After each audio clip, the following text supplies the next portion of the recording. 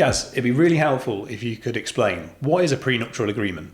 Yeah, so a prenuptial agreement is a contract that people typically enter into before a marriage that sets out what will happen to their finances if they do divorce in the future. And why might people be reluctant to enter into a prenuptial agreement? It's a good question. I think the answer's twofold.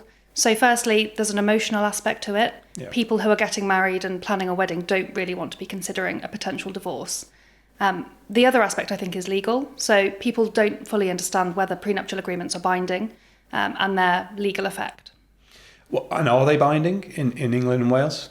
So automatically they are not legally binding, but provided that they're properly constructed, they will be upheld by the court. And is there certain factors at play, certain things that make it more likely that the court will uphold the terms of the prenuptial agreement? Yeah, absolutely. So typically speaking, it's really important that the parties have entered into the agreement freely, so there's no duress or undue influence from one party to the other. The terms of the agreement need to be fair, which means that although one party might want to ring-fence assets, the other party isn't left in a position of real need at the end of the marriage.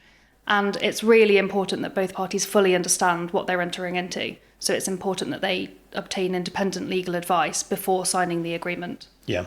And I guess it's important to say a prenuptial agreement is not going to be appropriate for everybody. But are there specific examples where you think it would be a helpful agreement to have? Absolutely. So people who have wealth before they marry, often family wealth, maybe it's inherited, perhaps a family business that's been long running, they often want to protect that asset so that they know in the event of a future divorce, it would be safe and it wouldn't be shared with the other party. That's typically the most common situation. Yeah. But otherwise, sometimes people know that they will inherit during the course of the marriage. And often I speak to clients whose parents want them to enter into a prenuptial agreement to protect that family wealth. Yeah. And I think where I've come across it is with second marriages. Yeah, because that's by really that common. point, people are later on in their life may have accrued assets already, perhaps had a bad experience from their first divorce and want some certainty moving forward into that second marriage. Absolutely.